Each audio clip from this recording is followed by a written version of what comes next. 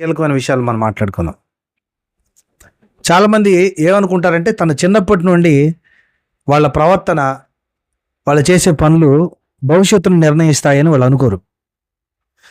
ప్రస్తుతానికి ఏది అవసరమైతే అది, ఏది కోరుకుంటే అది, ఏది నచ్చితే అది చేసుకుంటూ వెళ్ళిపోతుంటారు. కానీ వాళ్ళకి తెలియంది ఏంటంటే వాళ్ళు చేసుకునే అలవాట్లు, వాళ్ళు చేసే పనులు వాళ్ళ వ్యక్తిత్వాన్ని నిర్మిస్తుంది. అది ఏంటి చెప్పండి?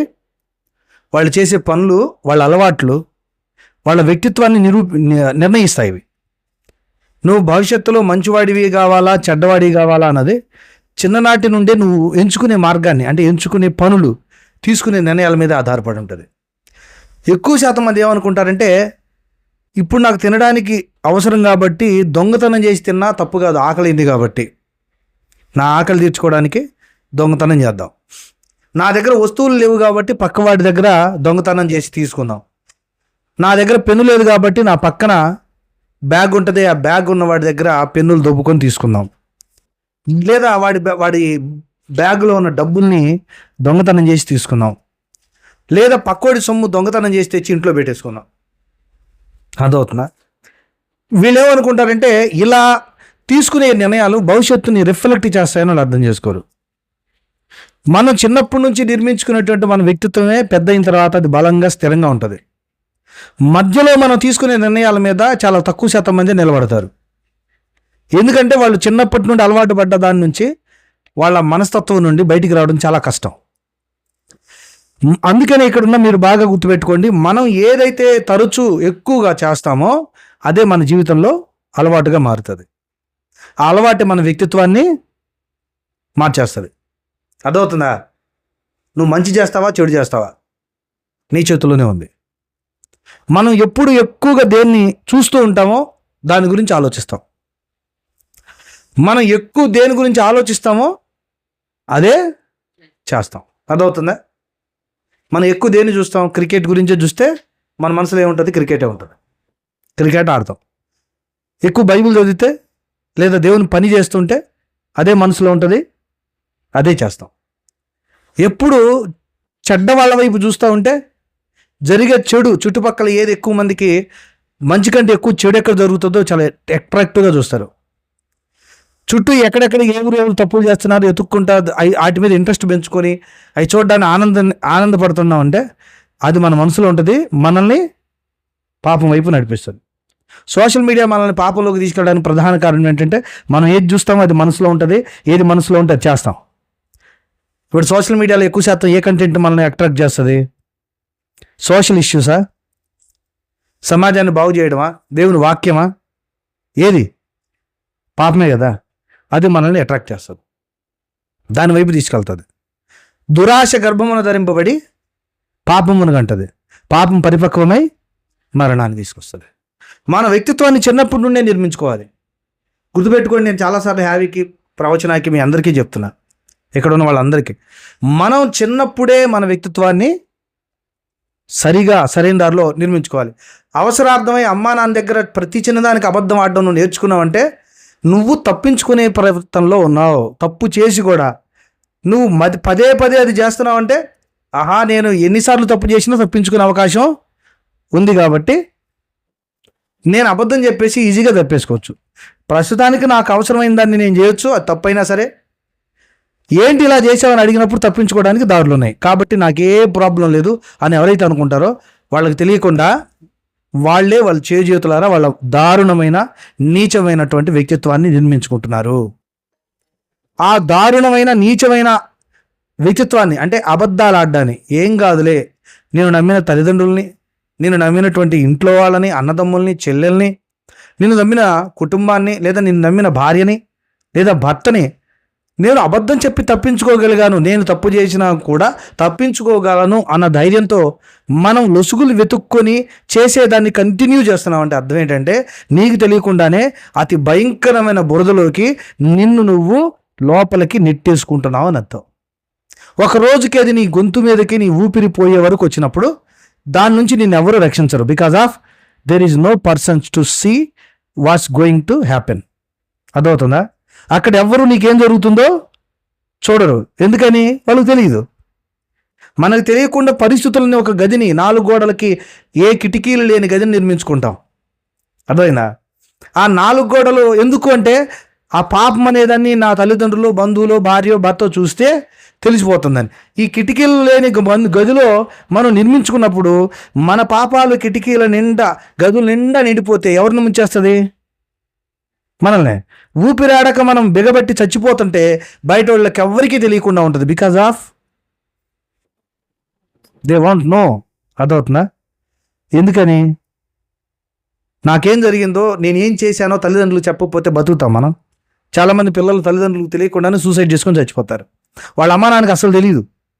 మీరు చెప్పండి, అది వాళ్ళ అమ్మా నాన్నకి తెలిస్తే అది ₹1,00,000 అప్పు చేసిందా, 2 లక్షలు అప్పు చేసిందా, వాళ్ళు ప్రాణాలు పోయే అడ్డం పెట్టైనా కాపాడుకుంటారా లేదా? చెప్పుకోరు. ఎందుకని? నా బిడ్డ తప్పు చేసిందా అని అంటారేమో అని. తప్పు చేయడానికి వచ్చిన సాహసం చెప్పుకొని కాపాడబడి బతకడానికి రాదు. అంటే చిన్న చిన్న కోరికల కోసం, చిన్న చిన్న తప్పుల కోసం వాళ్ళ ఎంటైర్ లైఫ్ని తాకట్టు పెట్టుకుంటారు. తెలియదు వాళ్ళకి, నేను ఈ తప్పు చేసేటప్పుడు నా జీవితాన్నే పణంగా పెట్టాల్సి వస్తుందేమో అని తెలియదు. మీరు చూసారా, చాలాసార్లు చిన్నదే ఒక చిన్న మెసేజ్ ఒక అబ్బాయికి ఒక అమ్మాయి పంపించింది. ఆ చిన్న మెసేజ్ని దాచిపెట్టడానికి 100 అబద్ధాలు అనింది భర్తతో. ఆ భర్తకి అనుమానం వచ్చి ఇంకేదో జరిగిపోయిందని ఆ భర్త తెలిసి తను ఏం చేయాలా బాబు అని ఏదో దాచిపెడుతున్నాను ఆలోచించి తాను వెళ్ళి సూసైడ్ చేసుకున్నాడు. తన భర్త చచ్చిపోయాడని తెలిసి ఏం సూసైడ్ చేసుకుంది. మీరు ఆలోచించండి, చిన్న SMS అంతే 2 ప్రాణాలను బలి తీసింది. మనం ఏమనుకుంటాం అంటే ఇదేం పెద్ద విషయం కాదనుకుంటాం. ఒంటరిగా ఉండి నువ్వేం ఆలోచిస్తున్నావు అనేదే నువ్వు. అందరిలో ఉన్నప్పుడు నువ్వు కాదు. ఒక్కటిగా ఉన్నప్పుడు నువ్వేం ఆలోచిస్తావు అన్నదే నువ్వు. ఆ ఒంటరిగా ఉన్నప్పుడు ఆలోచించే నిన్ను నువ్వు కరెక్ట్ చేసుకోగలిగితే, నిన్ను నువ్వు దేవుని వైపు డైవర్ట్ చేసుకోగలిగితే నువ్వు శక్తివంతంగా నీ జీవితాన్ని నువ్వు గెలవగలుగుతావు. అప్పుడు గెలవకుండా అందరూ ఉన్నప్పుడు నేను మంచిదాన్ని అని బిల్డప్ ఇచ్చావంటే ఒంటరిగా ఉన్నప్పుడు ఘోరంగా ఫెయిల్ అవుతూనే ఉంటాం. ఇది మనం అర్థం చేసుకోవాలి.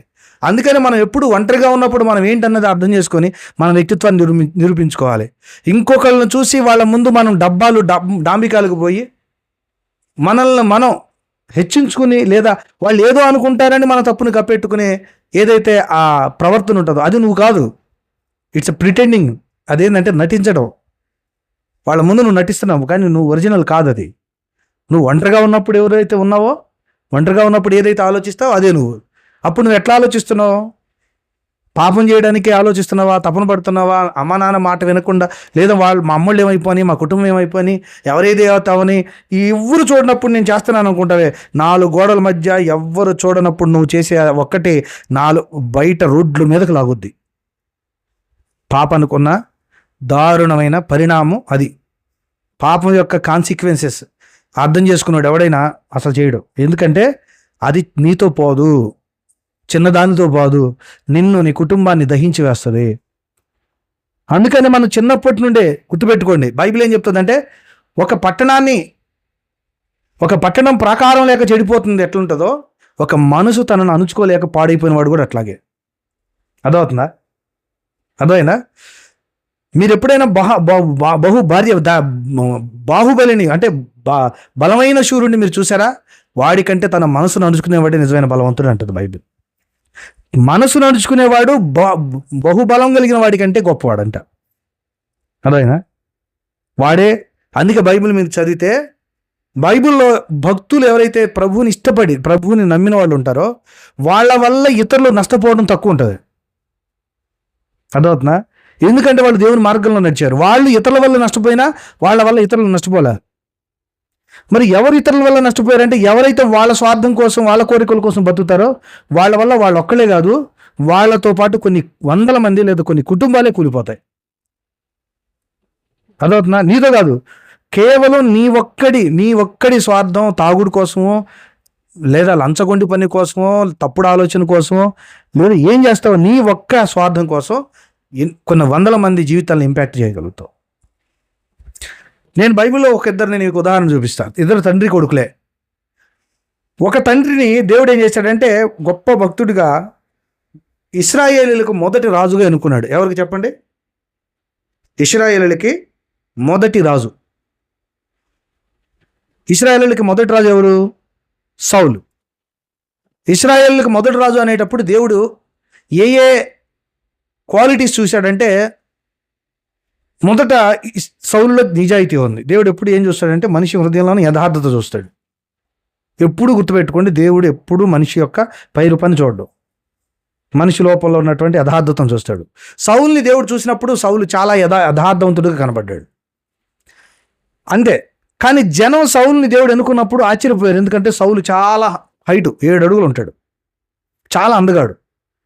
జనం అంతా ఏమనుకున్నారంటే సౌలుని దేవుడు ఎన్నుకోవడంలో ప్రధాన కారణం బలవంతుడు, ఎత్తు, అందగాడు కాబట్టి రాజుగా ఎన్నుకున్నాడు అనుకున్నారు. కానీ దేవుడు అట్లా ఎన్నుకోలే. కొన్ని రోజుల తర్వాత దేవుడు ఒక ప్రాంతానికి వెళ్ళి యుద్ధం చేసి దాన్ని తగలబెట్టి ఒక్క వస్తువు కూడా ముట్టుకోవద్దని చెప్పాడు. ఎందుకంటే వాళ్ళు పసిపిల్లల్ని బలి ఇచ్చే స్థితిలో ఉన్నారు. చాలా దారుణమైనటువంటి సమాజంగా తయారైపోయారు. వాళ్ళ నుండి పక్కనున్న సమాజం కూడా ఇంపాక్ట్ అవుతుంది. కాబట్టి నువ్వు చేయాల్సింది ఏంటంటే నువ్వు ఆ సమాజం మొత్తాన్ని తుడిచిపెట్టేసేయి అని చెప్పాడు. వాళ్ళ దగ్గర ఉన్న ఏ ఆస్తి కూడా నువ్వు తీసుకోవద్దు, మొత్తం తగలబెట్టేసేయి.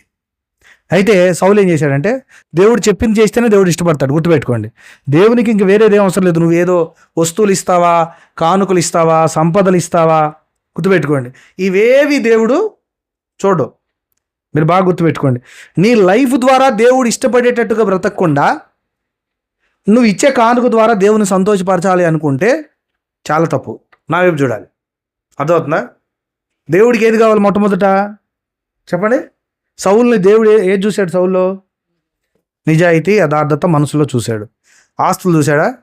లేదు. ఇప్పుడు ఈ మాట చెప్పి సౌలుని అమాలేకులైన ప్రాంతానికి పంపి యుద్ధం చేసి వాళ్ళందరినీ తగలబెట్టి ఆస్తులను కూడా తగలబెట్టేమంటే సౌలు ఏం చేస్తాడు తెలుసా? అక్కడున్న వాళ్ళందరినీ చంపేసి అక్కడున్న కొంతమందిని మాత్రం బానిసలుగా పట్టుకొని ఆ రాజును చంపకుండా పట్టుకొస్తాడు. రాజును చంపంటాడు, అసలు వాడే దుర్మార్గుడే. వాడిని చంపకుండా మంచి మంచి జంతువులు, మంచి మంచి బంగారం పట్టుకొస్తాడు. ఈ విషయం సమూయేలు అనే ప్రవక్తగా తెలుస్తుంది. దేవుడు చెప్తాడు, సమూయేలు ఎదురు వెళ్తుంటే సౌలు పరిగెత్తుకుంటూ వచ్చి, నాయనా ఏలినవాడా, గొప్పవాడివి నువ్వు, సరే కరెక్ట్ సమయానికి వస్తున్నావు, నేను ఇదిగో చూడు, నేను విజయాన్ని సాధించి జయించి వస్తున్నా నేను అని చెప్తాడు. సరేలే కానీ నువ్వు విజయం సాధించావు, గెలిచావు, అది బాగానే ఉంది. కానీ అక్కడ వినపడుతున్న ఆ శబ్దాలు ఏంటి? గాడిదల శబ్దాలు, గొర్రెల శబ్దాలు, ఏంటి ఇదంతా? మనుషుల శబ్దాలు ఏంటి అంటే, ఓహో అయ్యా, ఇదిగో నువ్వు మన దేవుడు ఎంత గొప్పవాడో తెలుసు కదా, ఆయనకి బలి అర్పణ ఇవ్వాలని చెప్పి నేను అక్కడ దొరికిన వాటిలో శ్రేష్టమైన వాటిని తీసుకొస్తున్నాను అంటాడు. అప్పుడు దేవుడు ఏమంటాడంటే, ఎవడు రా నేను తీసుకురమ్మంది? దేవుడు ఏమన్నాడు? ఒకడు తన మాటను వినడం వల్ల దేవుడు సంతోషిస్తాడా? బంగారాన్ని లేదా గొడ్లను, గాడిదలను నువ్వు ఇస్తే సంతోషిస్తాడా? గుర్రాలను ఇస్తే సంతోషిస్తాడా? నువ్వు చెప్పు. దేవుడు ఒకడు తన మాటని వినడం వల్లే సంతోషిస్తాడు. అర్థమవుతుందా? కథం. ఇంకా ఒక్క మాట ఎప్పుడైతే తన మనసులో స్వార్థాన్ని పెట్టుకొని బయటికి అబద్ధం చెప్పడం ప్రారంభించాడు, అర్థమవుతుందా? లోపల ఒకటి పెట్టుకొని బయటికి ఒకటి నటించడం, దీన్ని యథార్థతను కోల్పోవడం అంటారు, అబద్ధాలు చెప్పడం అంటారు. మనం ఏమనుకుంటాం? ఒక అబద్ధం ఏం పెద్ద పాపం కాదులే అనుకుంటాం. గుర్తుపెట్టుకోండి, మన జీవితాన్ని నాశనం చేసి మనల్ని మనమే అబద్ధాలు చెప్పుకొని డబ్బు కోసం, ఆస్తుల కోసం, చిన్న చిన్న వాటి కోసం అబద్ధాలు ఆడితే ఎంత శాపాన్ని పొందుతామో ఇప్పుడు అర్థం చేసుకోండి. సౌలు ఒక్కసారి ఒక అబద్ధం ఆడాడు అంతే. ఇదంతా నేను దేవుడి కోసం తీసుకొస్తున్నానండి. సౌలు కోపం, సమూయేలు కోపం వచ్చింది. ఎవడు అడిగాడు నిన్ను? దేవుడు తన మాట వినడం బట్టే సంతోషిస్తాడు తప్ప ఈ ఆస్తుల వల్ల, దహన బలుల వల్ల, దీనివల్ల సంతోషించాడు. కాబట్టి నువ్వు చేసిన తప్పుకి నిన్ను రాజుగా దేవుడు తీసేయడం ప్రారంభించాడు. నువ్వు పతనం అయిపోయావు. కథం. Your chapter is close. మరి ఎవరు అంటే, నీ పొరుగువాడైన ఒకడిని దేవుడు ఎన్నుకున్నాడని చెప్పారు. సౌలుకి భయం తగులుకుంది, ఎవరు ఆ పొరుగువాడని. అప్పుడే గొలియాతు యుద్ధం జరుగుతుంది. ఆ గొలియాతుని జయించడానికి వెళ్తారు. గొలియాతు ఎంత 11 అడుగుల పైన ఉంటాడు. ఇశ్రాయేలు గెలవలేకపోతారు. చిన్నవాడైన దావీదు వెళ్ళి గొలియాతును గెలుస్తాడు. గెలిచిన తర్వాత అక్కడ ఉన్న వాళ్ళందరూ ఇతని మీద బాగా ప్రేమ పెంచుకొని దాన్ని పొగడ్డం మొదలు పెడతారు. చుట్టూ సమాజంలో బాగా పేరు వస్తుంది. అంతకుముందుకే సమూయేలు వెళ్ళి దావీదుని అనాయింట్ చేస్తాడు, అంటే అభిషేకిస్తాడు రాజుగా. ఇంకా అతనే రాజు ఫిక్స్. ఈ విషయం తెలుస్తుంది. అప్పటికే దావీదు గెలిచిన తర్వాత తన కూతురునిచ్చి పెళ్లి చేస్తాడు, తనకు అల్లుడు కూడా అయిపోతాడు. కానీ ఎప్పుడైతే రాజ్యం దావీదు అవుద్దని తెలిసిందో, చాలా మంచివాడు, ఎక్కడికి వెళ్ళినా యుద్ధాలు చేసి తన రాజ్యాన్ని గెలిపిస్తున్నాడు, తన దేశాన్ని స్థిరపరుస్తున్నాడు. అలాంటి వాడైనటువంటి దావీదుని చంపడానికి పూనుకున్నాడు. కానీ విచిత్రం ఏంటంటే అదే కుటుంబంలో ఉన్న జోనాతన్ అని ఉంటాడు, దావీదుకు మంచి స్నేహితుడు అవుతాడు. రాజ్యం ఎవరిది? సౌల్ది. సౌల్ తర్వాత ఎవరికి వస్తుంది చెప్పండి? సౌలు ఉన్నప్పుడు రాజ్యాన్ని సౌలుకి తీసేస్తానని చెప్పలా, సౌలు పొయ్యాక తీస్తానన్నాడు. అంటే ఇప్పుడు ఎవరికి నష్టం కలుగుతుంది? సౌలు కొడుకు నష్టం జరుగుతుంది. సౌలు కొడుకే కదా తర్వాత రాజు అవ్వాలి. కానీ విచిత్రం ఎట్లుంటుందంటే జోనాతన్ అనేవాడు బైబిల్ ఎక్కువగా ప్రస్తావించబడకపోయినా మహోన్నతమైన వ్యక్తిత్వం కలిగిన వాడు, చాలా చాలా గొప్ప వ్యక్తిత్వం కలిగిన వాడు. కానీ సౌలు చేసిన పాపం వల్ల జోనాతన్ కూడా చనిపోతాడు. ఈ విషయం సౌలుకి తెలిసిన తర్వాత సౌలు జోనాతన్తో చెప్తాడు, ఏమని? రే, నీ రాజ్యాన్ని దేవుడు దావీదుకి ఇవ్వబోతున్నాడు, వాడిని చంపేద్దామని. కానీ జోనాతన్ ఒప్పుకోడు. ఎందుకంటే దావీదుని అమితంగా ప్రేమిస్తాడు జోనాతన్. బైబిల్లోనే కాదు, హిస్టరీలో అత్యద్భుతమైన స్నేహితులు ఎవరైనా ఉంటే దావీదు జోనాతన్ చరిత్ర చెప్పొచ్చు మనం. ఎంత గొప్ప స్నేహితుడు అంటే ఇందులో త్యాగం జోనాతనే చేస్తాడు దావీదు కంటే. రాజ్యం తనది కాదు, దేవుడు తనకి ఇస్తున్నాడని తెలిస్తే జోనాతన్ ఏం చేశాడు తెలుసండి? అది దేవుడు నిర్ణయించాడు, అంత కాదు అని దావీదు దగ్గరికి వెళ్ళి ఒప్పందం చేసుకుంటాడు. దావీదు, దేవుడు రాజ్యాన్ని నీకు ఇస్తున్నాడంట, సరే నీకు ఇస్తే నన్ను జ్ఞాపకం చేసుకో, నేను నీకు సహకారిగా ఉంటా, నీ పనివాడిగా ఉంటానంటాడు. సాధ్యం అది?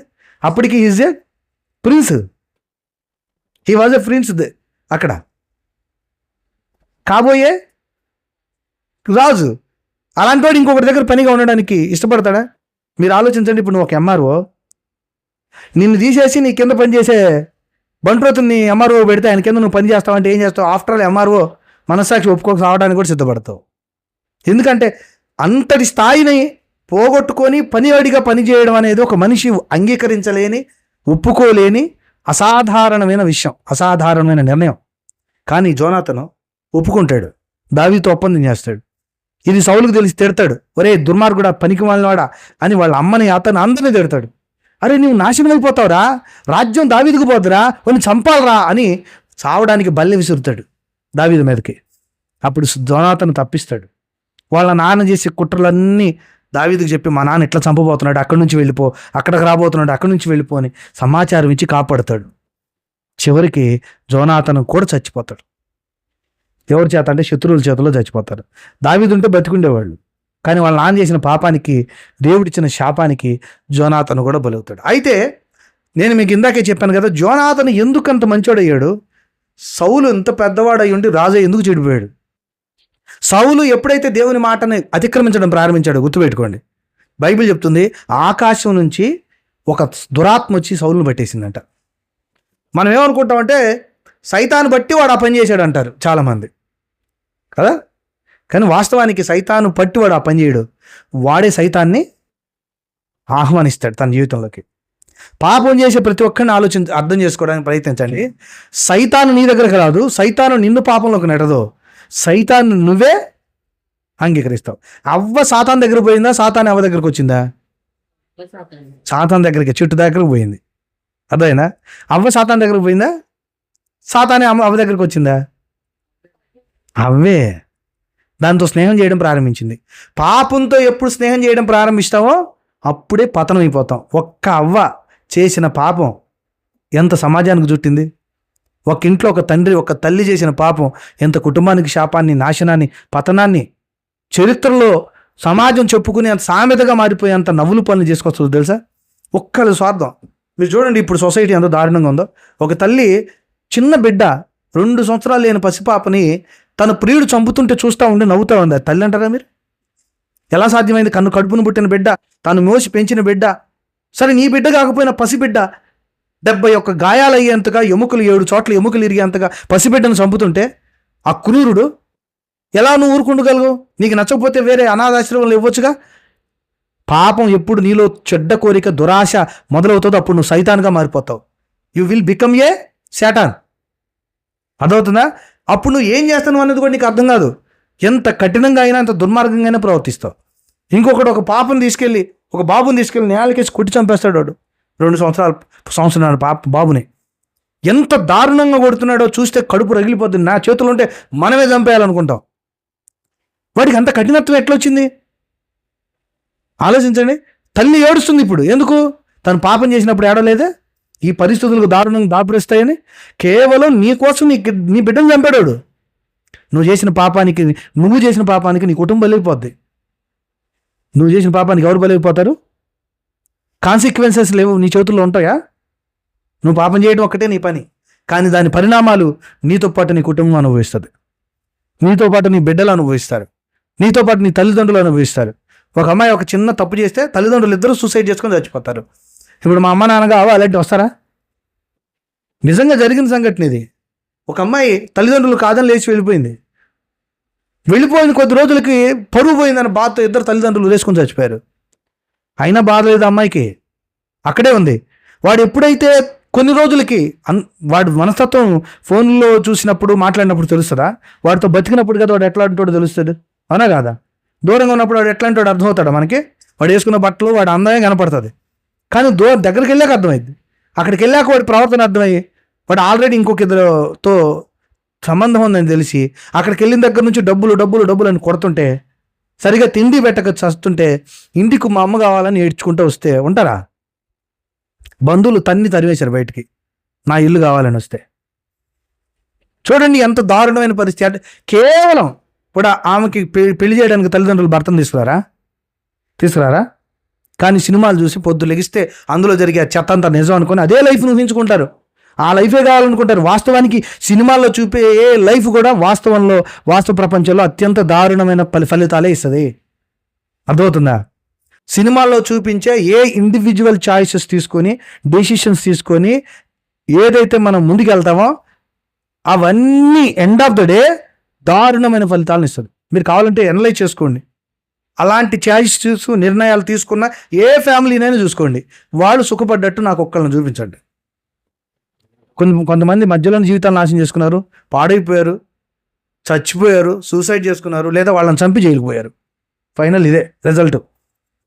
ఇప్పుడు మీరు ఆలోచించండి. సౌలు తన గర్వంతో పాపాన్ని ఎప్పుడైతే చేయడం మొదలుపెట్టి గర్వంతో తన సాటివాడైన దావీదును చంపడానికి ప్రయత్నించాడో, గుర్తుపెట్టుకోండి, ఎప్పుడైతే దేవుని మాటలను అతిక్రమించాడో సౌల్లోకి ఏమొచ్చింది? ఆకాశం నుంచి దురాత్మ వచ్చి పడింది. ఈ దురాత్మ వస్తే వదిలించేది ఎవరో తెలుసా? దావీదే. అప్పుడు దావీదు సితారా వాయించగానే సైతాను పోయేది. ఇప్పుడు దావీదు సితార వాయించడానికి కూడా లేడు, ఇక దెయ్యం పూర్తిగా పట్టి అతనిలోనే ఉంది. కానీ జోనాతను చిన్నప్పటి నుండి చాలా మంచి వ్యక్తిత్వాన్ని అలవాటు చేసుకున్నాడు. చూడండి, వీళ్ళిద్దరు వ్యక్తిత్వాలకు ఉన్న వ్యత్యాసాలు నేను చెప్తాను. ఒకసారి సమూయేలు గ్రంథం 14వ అధ్యాయం 6వ వచనం చదవండి. జోనాతన్ యొక్క వ్యక్తిత్వాన్ని అలాగే సౌలు వ్యక్తిత్వాన్ని మనం అర్థం చేసుకునే ప్రయత్నం చేద్దాం. మనం మన వ్యక్తిత్వాన్ని ఎట్లా బిల్డ్ చేసుకుంటున్నాం? మంచిని పెంచుకుంటున్నావా, లేదా మనలో తప్పు చేసినా పర్లేదు ఎవడు చూడలేదు అనుకుంటున్నావా? మనకు తెలియకుండానే, గుర్తుపెట్టుకోండి, మీరు చాటుకు చేయండి, బహిరంగంగా చేయండి, ఎవరికి తెలియకుండా చేయండి. ఎవరికి తెలియట్లేదులే అని నచ్చింది తినటానికి, నచ్చింది చేయడానికి, అది తప్పైనా అది మనది కాకపోయినా చేసుకుంటూ వెళ్ళిపోతున్నాం కదా అనుకుంటున్నారో, మీకు తెలియకుండానే మీ వ్యక్తిత్వాన్ని అది నిర్మిస్తుంది. ఏం చేస్తుంది? అది ఒక రోజుకు నిన్ను మంచిగానో చెడ్డగానో తయారు చేస్తుంది. మీరు గుర్తుపెట్టుకోండి, కొందరు జీవితం అంతా చెడ్డ పనులే చేసుకుంటూ పోతారు, ఒక్క మంచి పని చేయరు. వాళ్ళు చేసిన పనుల వల్ల ఇతరులు అందరూ నష్టపోతుంటారు, కానీ వాళ్ళు ఆ విషయంలో రియలైజ్ అవ్వరు. ఎందుకంటే పాపం చేయడం అన్నది వాళ్ళకి అలవాటుగా మారిపోద్ది. కానీ చుట్టూ ఉన్న సమాజం చూస్తుంటుందా, వాళ్ళు ఎలాంటి వాళ్ళు వాళ్ళకి అర్థం కదా. కొన్ని రోజులకి వాళ్ళ గురించి ఇతరులు ఆలోచించడం మానేస్తారు, వాళ్ళ మీద ప్రేమ తగ్గిపోద్ది, చివరాఖరికి వాళ్ళకి చచ్చిపోయిన జాలిపడ్డమే మానేస్తారు. అదవుతుందా? మనం చేసే పనులు చాలాసార్లు మన కళ్ళు తెరవనివ్వవు. ఎందుకంటే బైబిల్ ఏం చెప్తుందంటే మనసుని పాపం కఠినం చేస్తుందని హెబ్రీ పత్రిక 3వ అధ్యాయం 14వ వచనంలో ఉంటుంది. పాపం వలన కలుగు భ్రమ చేత మీలో ఎవరు కఠినపరచబడకుండానట్లు అని ఉంటుంది. అంటే పాపం వలన ఏం చేస్తుంది? కఠినంగా మార్చేస్తుంది, భ్రమకు గురి చేస్తుంది. నువ్వు చేసే తప్పు కాదు, నువ్వు ఆలోచించే తప్పు కాదు, నువ్వు మాట్లాడే తప్పు కాదు, ఎదుటోళ్లే తప్పు. అంటే నువ్వు చేసిన తప్పుని తప్పు అన్నోళ్లే తప్పు అంటారు. అర్థమవుతుందా? నువ్వు చేసిన తప్పు అంటేనే కోపం, పగ కూడా పెట్టుకుంటారు. నువ్వు చేసింది తప్పు అంటేనే పగ పెట్టుకునే మనస్తత్వాల దాకా నువ్వు వెళ్ళిపోయావంటే నువ్వు ఎంత క్రూరంగా తయారై ఉంటావో ఆలోచించు. మీరు ఆలోచించండి. అమ్మ ఇది కరెక్ట్ కాదురా అన్నోళ్ళని కూడా తట్టుకోలేరు, వాళ్ళ మీద పగబెట్టుకొని పలకడం మానేస్తారు, దూరంగా వెళ్ళిపోతారు. అసలు వాళ్ళు మా బంధువులే కాదు, వాళ్ళు మా ఇంటికే రాయించకూడదు అనుకుంటారు. బికాజ్ ఆఫ్ పాపం వలన కలిగే కఠినత్వం, నీది తప్పు కాదు అని కలిగించే భ్రమ. అర్థమవుతుందా? సరే, ఆలోచిద్దాం. బైబిల్ని చదువుదాం. చదవండి, నేను చెప్పిన రిఫరెన్స్ 14వ అధ్యాయం 6వ వచనం. రెండు కాపరులు వెదిగిపోదుము రమ్ము. యెహోవా మన కార్యమును సాగించునేమో. అనేకుల చేతను కొద్ది మంది చేతనాలను రక్షించుటకు యెహోవాకు అడ్డమా? చూసారా, ఇక్కడ జోనాతను తను చేసే ప్రతి అడుగు వెనక ఎవరికి సంబంధించి, ఎవరి ప్రమేయంతో చేస్తున్నాడు? He done everything by God, with God's permission. అర్థమవుతుందా? నేను సున్నతి లేని ఈ సమాజం, అంటే సున్నతి లేని వారు అంటే ఇశ్రాయేలుకి శత్రువులని, ఇశ్రాయేలు కానివారని. ఇశ్రాయేలు కానివారు ఎవరు? విగ్రహారాధికులని. ఆ రోజున ఆ సమాజంలో ఇశ్రాయేలుని శత్రువులుగా భావించి వాళ్ళ నాశనం చేయాలని ప్రయత్నించేటువంటి సమాజాన్ని, సున్నతి లేని ఆ సమాజాన్ని ఎదుర్కోవడానికి దేవుని పర్మిషన్తో ముందుకెళ్తున్నాడు ఎవరు? జోనాతన్. ఇక్కడ మనం జోనాతన్ వ్యక్తిత్వాన్ని ఏం అర్థం చేసుకోవచ్చు? ఇతనికి దైవ భయం ఉంది. ఏ పని చేసినా ముందు ఏం ఆలోచిస్తాడు?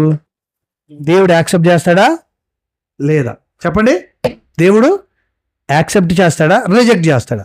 So he done everything and he will do everything with God's permission. అర్థమవుతుందా? చదవండి. అయితే సమూయేలు పరిస్థితి చూడండి, 13వ అధ్యాయం 11-12లో. సమూయేలు అతనితో, నీవు చేసిన పని ఏంటి అని అడిగాను. అందుకు సౌలు అన్నాడు, జనులు నా యుద్ధ నుండి చెదిరిపోవటయు, నిర్ణయకాలమున నీవు రాకపోవటయు, ఫిలిష్తీయులు మిక్మషులో కూడి ఉండుటయు నేను చూచి, ఇంకను యెహోవాను శాంతిపరచక మునిపే ఫిలిష్తీయులు గిల్గాలునకు వచ్చి నా మీద పడుదురనుకొని నా అంతట నేనే సాహసించి దహన బలి అర్పించాను, దేవుని పర్మిషన్ లేకుండా. అది పెద్ద పాపం. యాజకుడు చేయాల్సిన పని ఎవరు చేశాడు? ముందే భయపడి. అది నువ్వు భయపడాల్సిన పని ఉంటాయా? నువ్వు ఎవరిని అడగాలి అప్పుడు? వాళ్ళు నా మీదకి వస్తారా ప్రభువా అని అడగాలి. జోనాతన్ అడిగాడా ఏం చేసే ముందు దేవుణ్ణి? మీరు బైబిల్ చదివితే దావీదు ఏం చేయాలన్నా ఒకటే అడుగుతాడు, నేను ఫిలిష్తీయుల మీదకి యుద్ధానికి వెళ్ళాలా అని దేవుని దగ్గర ప్రార్థిస్తాడు. వెళ్ళు, నేను నీకు వాళ్ళని అప్పగిస్తా. అర్థమవుతుందా? నేను పలానా వాళ్ళ మీదకి యుద్ధానికి వెళ్ళాలా అని అడుగుతాడు. దేవుడు వెళ్ళు, నేను వాళ్ళని నీకు అప్పగిస్తా అంటేనే బయలుదేరుతాడు. అంటే మీరు అర్థం చేసుకోవాలి, సౌలుకున్న మనస్తత్వం, యోనాతన్ అనుకున్న మనస్తత్వం. యోనాతన్ అంత మంచి వ్యక్తిత్వాన్ని ఎట్లా నిర్మించుకోగలిగాడు చెప్పు? మనం మంచోళ్ళం కావడానికి ఏమనుకుంటామంటే, మనం మంచోళ్ళు కావడానికి దేవుడు ఉండాల్సిన పర్లేదు అంటాం. దేవుడే లేకపోతే మంచేదో చెడేదో నువ్వు ఎట్లా డిఫైన్ చేయగలుగుతావు?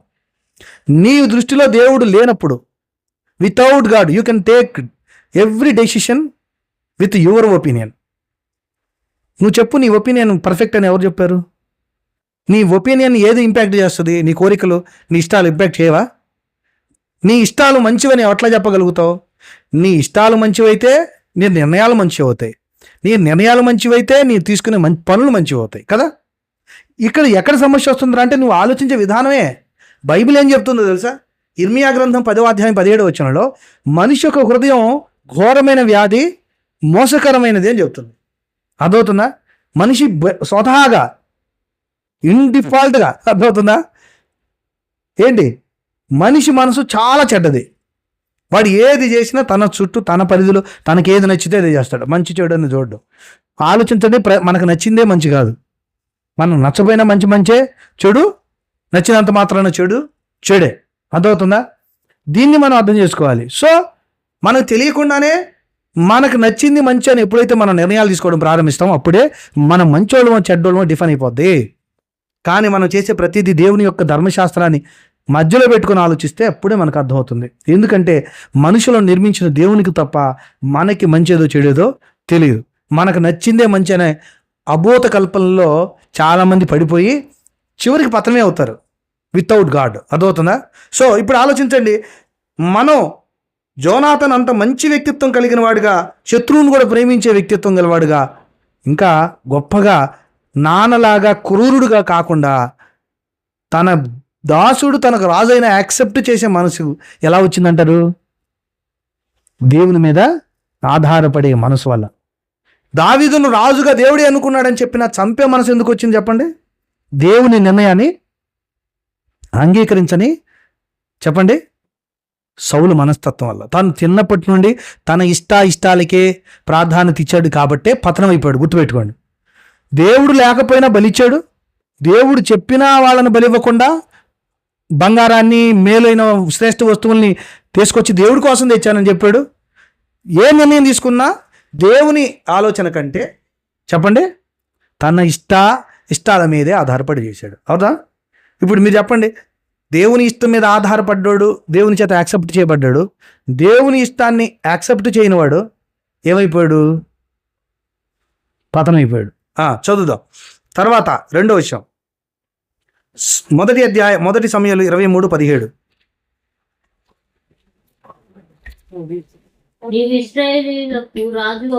ఎవరంటున్నారు? సమూయేలు దావీదుతో అంటున్నాడు జోనాతను. అర్థవుతుందా? నువ్వు ఇశ్రాయేలీలకు రాజు అవుదు, నేను నీకు సహకారిని అవుతును. అబ్బా చూసా, వాళ్ళ నానేమంటాడంటే, ఒరే కడగొట్టు కొడుకా, ఏం మనిషిరా నువ్వేరా, నీ రాజ్యం పోతుందిరా, నాకు కాదురా, వాడిని నువ్వెందుకురా కాపాడుతావు అంటాడు. అర్థమవుతుందా? వాళ్ళ నాన్న తిడతాడు, జోనాతన్ మీద కూడా ఏంటి విసిరేస్తాడు, నువ్వేంట్రా వాడిని కాపాడుతావు, వాడు నీ రాజ్యాన్ని తీసుకుంటున్నాడు, నా రాజ్యాన్ని కాదు. అయితే జోనాతన్ ఏమంటాడు తెలుసా? దేవుడు నీకే రాజ్యాన్ని ఇచ్చాడు, నాకు కాదు. నేను నీ దగ్గర సహకారిగా ఉంటా, నీకు సహకరించే వరకు సామాన్యుడిగా ఉంటా. చూసారా ఎంత గొప్ప మనస్తత్వం వచ్చిందో? మీరు ఆ వ్యక్తిత్వాన్ని చదవండి. జోనాతన్ ఎంత వండర్ఫుల్ పర్సన్ అంటే అసలు చదువుతుంటే ఏడుపు వచ్చేస్తుంది. చచ్చిపోయాడని దావీదుకి తెలిస్తే భలే ఏడుస్తాడు దావీదు. ఎందుకంటే దావీదుకి జోనాతన్కి మధ్య ఉన్న ప్రేమ ఒక ప్రియుడికి ప్రియురాలకి మధ్య ఉన్న ప్రేమ కంటే గొప్పదంట. అంతగా స్నేహం, అంత గొప్ప స్నేహం వాళ్ళిద్దరిది. అందుకనే దావీదు జోనాతన్ చచ్చిపోయినప్పుడు చాలా ఘోరంగా ఏడుస్తాడు. ఎందుకంటే తన ప్రాణాన్ని కాపాడింది జోనాతనే. ఏమంటున్నాడు చెప్పండి? దేవుడు రాజ్యాన్ని నీకు ఇచ్చాడు, అంగీకరించాడా? తన రాజ్యాన్ని లాగేసినా మీరు చరిత్ర చదివితే చూడండి, తండ్రిని చంపి రాజ్యాన్ని చేయించుకునే వాళ్ళు ఉన్నారు. రాజ్యం అంటే అంత పిచ్చి, ఎంత మొత్తం అధికారం అంటే. తన రాజును చంపి రాజ్యాన్ని కైవసం చేసుకున్న సేనాధిపతులు ఉంటారు. రాజును చంపి రాజ్యాన్ని కైవసం చేసుకున్న శత్రు రాజులు ఉంటారు. ఎందుకని అంటే రాజ్యం అన్నది, అధికారం ఉన్నది అంత మత్తు. కానీ జోనాతన్కి అది నెత్తికి ఎక్కల. తన నెత్తిలో ఉంది ఏంటంటే దేవుని చిత్తం. ఏంటి చెప్పండి? దేవుని చిత్తం. చదవండి. కానీ సౌలుకి ఎట్లా ఉందో తెలుసా? 18వ అధ్యాయం 8-9 వచనాలు చదివితే, ఇదే సమూయేలు గ్రంథం, సౌలు దేవుని చిత్తాన్ని అంగీకరించేటువంటి మనసులో లేడు. ఆ మాటలు సౌలుకి ఇంపుగా ఉండలేదు. ఎందుకని?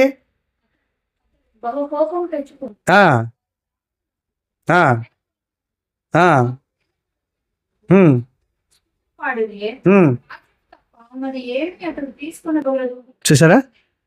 వాడికి నా రాజ్యాన్ని తీసుకుంటాడుగా. వాడికి తెలుసు, అప్పటికే దేవుడు చెప్పేశాడు. మనం ఇందాక చదువుకున్నాం కదా, నీ రాజ్యాన్ని తీసేస్తున్నాడు దేవుడు అని చెప్పినా వాడి కడుపులో మంట అట్లాగే ఉండిపోయింది. వాడు ఇంకా రాజ్యం తప్ప ఏం తీసుకుంటాడు? నాకు 1000 కొలదేంటి, దావీదుకి 10,000 కొలదేంటి? తప్పు కదా ఇది.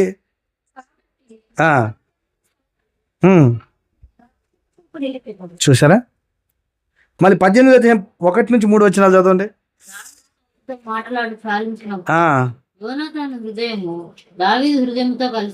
చూసారా? ఎందుకంటే దావీదు అంటే జోనాతన్కి ఎంత ప్రేమ. అదే ఈ సౌలుకైతే మనం ఇందాక చదివిన 7-9 వచనంలో విషపు చూపు. అదే దావీదంటే జోనాతన్కి మంచి దేవుడు. దావీదు అంటే అక్కడ మేము అర్థం చేసుకోవాల్సింది ఏంటంటే, దావీదు అంటే అతను దేవుడి ఇష్టం అని అర్థం చేసుకోవాలి. దావీదు అంటే దేవుని సంకల్పం అని అర్థం చేసుకోవాలి. దావీదు అంటే దేవుని చిత్తం అని అర్థం చేసుకోవాలి. ఇప్పుడు దేవుని చిత్తం అనే దావీదుని జోనాతను లవ్ చేశాడు. దేవుని చిత్తాన్ని సౌలు ఏం చేశాడు? ద్వేషించాడు. అర్థమవుతుందా? ఇప్పుడు మీరు ఆలోచించండి, మీరు దేవుని ప్రేమిస్తారా లేదా ద్వేషిస్తారా? నేను దేవుని ప్రేమిస్తానంటాం మనం. కాదు, నువ్వు మంచిని ప్రేమించావంటే దేవుని ప్రేమించినట్టు, నువ్వు చెడుని ప్రేమించావంటే దేవుణ్ణి ద్వేషించినట్టు. నీ ప్రవర్తన, నీ ఆలోచన చెడుకు దగ్గరగా ఉండి దేవునికి దూరంగా ఉందంటే నువ్వు ఎవరిని ప్రేమించినట్టు చెప్పండి. ఇప్పుడు సౌలుని మనం చిన్నప్పటి నుంచి గమనించిన, జోనాథన్ని గమనించిన, వాళ్ళ వ్యక్తిత్వాన్ని ఎట్లా నిర్మించుకున్నారు? కష్టమైన మంచి చేయడానికే అదైనా వాళ్ళు ఇష్టపడ్డారు. సో వాళ్ళు పెద్ద అయిన తర్వాత కూడా వాళ్ళ వ్యక్తిత్వాన్ని ఎట్లా మార్చుకున్నారు చెప్పు. సౌలు నచ్చినట్టు చేసుకోవడానికి అలవాటు పడ్డాడు. ఇప్పుడు ఇది తప్ప ఉప్ప తర్వాత నాకు సూపుకు నచ్చింది తింటా, మనసుకు నచ్చింది చేస్తా, అంతే. కానీ జోనాథన్ అట్లా కాదు. నాకు చూపు నచ్చినా మనసుకు నచ్చినా ఏది మంచిదైతే అదే చేస్తా, చెడుకు నేను దూరంగా ఉంటా. నా రాజ్యాన్ని దేవుడు దావీదుకి ఇస్తానన్నాడు, ఇచ్చేయి, ఎందుకంటే నా దేవుడు అది కోరుకున్నాడు. నా రాజ్యాన్ని దావీదుకి ఇస్తానన్నాడు, నేను యాక్సెప్ట్ చేయను, అది దేవుడు ఇస్తానన్నా నేను యాక్సెప్ట్ చేయను. ఇది సౌలు మనసు. ఇది చిన్నప్పటి నుండి పెంచుకున్నాడు. ఎప్పుడైతే తన వ్యక్తిత్వాన్ని తప్పుడు మార్గంలో నిర్మించుకున్నాడో సౌలు ఏమైపోయాడు తెలుసా? మీరు నమ్ముతారు లేదో, కుక్క సావు అంటారే, కుక్క సావు, ఫిలిష్తీయుల చేతుల్లో కుక్క సావు చచ్చిపోతాడు. కుక్క సావు ఎట్లా చచ్చిపోతాడు తెలుసా? తన కత్తిని నేల గుద్ది ఆ కత్తి మీదే పడి చచ్చిపోతాడు. చచ్చిపోకుండా మీరు నమ్ముతారో లేదో, ప్రాణం పోతే బాధ లేదు, కానీ కత్తి మీద పడి అలాగే ఉండి కదలలేక మెదలలేక రేయం బగుళ్ళు అంతే ఉండిపోయాడంట. ఏం చేయండి చెప్పండి? ఎంత ప్రాణం, ఎంత బాధగా ఉంటుంది? కత్తి మీద పడి చావలేక రెయ్యం బగులు ఆ కత్తి మీద ఉన్నాడంట, బతికి ప్రాణాలతోనే. అప్పుడు ఆ పనోడు ఉంటే, ఎవరే నా మెడ నరకరా, నన్ను చంపేరా అని బతిమలాడుకుంటాడు. పాపం చేసి దేవునికి విరుద్ధంగా ఉన్నవాడు ప్రాణాన్ని, చావును ప్రేమిస్తాడు. అర్థమవుతుందా? ఎవడైతే దేవుని చిత్తానికి విరుద్ధంగా బతుకుతాడో వాడు చావును కోరుకుంటాడు, చావడానికి ఇష్టపడతాడు. ఎందుకో తెలుసా? వాడు చేసిన పాపాలు అట్లా దారి తీస్తాయి. అదేనా? చిన్న పాపంతో ఘోరమైన శాపాన్ని పొందడానికి ఇష్టపడతారు, కానీ చిన్న నిగ్రహంతో గొప్ప శాంతిని, నిత్య జీవాన్ని పొందడానికి ఇష్టపడరు మనుషులు. అదేనా? ఎవరు విఘ్నులు మీరు చెప్పండి? ఇప్పుడు ఈ తప్పుకి నేను నిగ్రహించుకుంటే నా కుటుంబం, నేను క్షేమంగా ఉంటాం. ఇది నన్ను టెంప్ట్ చేస్తుంది కాబట్టి ఇది చేసేస్తే నేను నా కుటుంబం రోడ్ల మీదకి వస్తాం. చిన్నదే, ఎవరు చూడప్పుడు నువ్వు చేసేటప్పుడు. అర్థమైందా? ఏది మనకు ముఖ్యం? ఎవరు తెలియగలిగిన వాళ్ళు అంటారు? మీకు ఇప్పుడు అర్థమైంది కదా? తప్పు చేసిన వాడు చావును కోరుకుంటాడు, దేవుల్లో నిలబడిన వాడు నిత్య జీవాన్ని సంపాదించుకుంటాడు. అర్థమైనా? సో ఇప్పుడు నేను చెప్తున్నా ఫైనల్గా, మన వ్యక్తిత్వాన్ని, మనల్ని ఎప్పటి నుంచి నిర్మించుకోవాలి చెప్పండి? చిన్నప్పటి నుంచే కాదు. ఇప్పుడు నచ్చింది చేసుకుంటూ పోదాం, మా నాన్న వద్దన్నాడు, మా అమ్మ వద్దంది, మా తల్లిదండ్రులు వద్దన్నారు, దైవజనుడు వద్దన్నారు, లేదా దేవుడు వద్దన్నాడు, అయినా సరే నాకు నచ్చింది చేసుకుంటే వెళ్ళిపోతానంటావా? నీకు తెలియకుండానే నచ్చింది పేరు మీద నీకు నాశనాన్ని కలిగించే దురలవాట్లను అలవాటు చేసుకుంటా వెళ్ళిపోతావు. Then you will become a bad girl or bad guy. అర్థమవుతుందా? లేదు, ఇది నేను చేయకూడదు, మా అమ్మ బాధపడుతుంది, మా నాన్న బాధపడతాడు, మా కుటుంబానికి ఇది నష్టం, ఇది రోడ్డు మీదకి వస్తుంది, నేను నా కుటుంబాన్ని ఎక్కువగా ప్రేమిస్తాను, నేను నా దేవుని ఎక్కువగా ప్రేమిస్తానంటే ఆ కుటుంబం ఆశీర్వదించబడిన కుటుంబంగా గొప్పగా ఆశీర్వదించబడి ఎదుగుతుంది. కాదు అని వాళ్ళ ఇష్టాలకి, వాళ్ళ బుర్రలో పుట్టిన తప్పుడు కోరికలకు అనుగుణంగా నడిచిన ఏ కుటుంబమైనా బాగున్నట్టు మీరు చెప్పండి. కుటుంబంలో చీలిక, కుటుంబం రోడ్లు పాలు, మన చిన్న తప్పుడు కోరిక అంతే, దాని ఒక్కదానికోసం చిన్నప్పటి నుండి రక్తం మంచి మనకి అన్నం పెట్టి మన బాగు కోసం వాళ్ళ శ్రమలు, బాధలు, తిండి లేని రోజులు కూడా గడిపి మన కోసం కన్నీరు గార్చినటువంటి, ఏ స్వార్థం, ఒక్క లాభం లేకుండా మనల్ని ప్రేమించే తల్లిదండ్రులేమో రోడ్లు పాలు, ఏడుపు, బాధ, కన్నీరు, సావడానికి. మన శరీరాన్ని మాత్రమే చూసే, లేదా మన అవసరాలు చూసి 2 రోజులు ఉంటే వాడు ఉంటాడో లేదో పోతాడో తెలియని వాడి కోసం ప్రాణాలు, జీవితాలు, త్యాగాలు. అర్థమైందా? ఎంత దారుణంగా ఉండదో. ఇంక ప్రపంచంలో ఇంకా దొరకనట్టు. ఏది మంచిదో బైబిల్ ఒకటి చెప్తుంది, మానవుడా ఏది ఉత్తమమో నీ ఎదుట ఉంది, నువ్వే నిర్ణయం తీసుకో. అర్థమవుతుందా? అది నేను ఎట్లా తయారు చేస్తుంది? If you want to be good or bad, you can choose your self. అర్థమవుతుందా? ప్రార్థన చేసుకుందాం.